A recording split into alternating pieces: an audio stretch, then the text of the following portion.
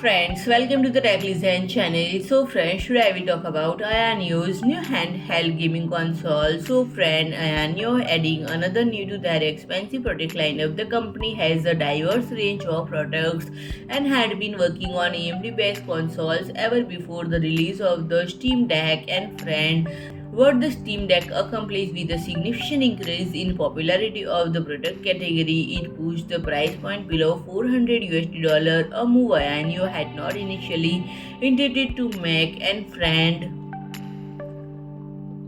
these consoles are powered by Ryzen Z1 Extreme APUs, a custom-built AMD Phoenix APU introducing a custom voltage frequency curve for Ryzen 7 7840U silicons. Gamers have the option to lower the TDP to as low as 9 watt, but it is not as low as the Steam Deck minimum of 4 watt TDP. And AYANEO has an entirely different version for their handheld device featuring the Ryzen 7 7840U powered APU capable of reaching up to 54 watt, and this will allow gamers to unlock nearly the same APU power as that of a mini PC. And it's important to note that this will significantly impact battery life. And friend, it is equipped with the device with a 75-hour battery, which is 1.9 times larger than the ROG Ally and Steam Deck. And furthermore, to handle the increased power, the system incorporates an improved cooling solution featuring 3 copper heat pipes and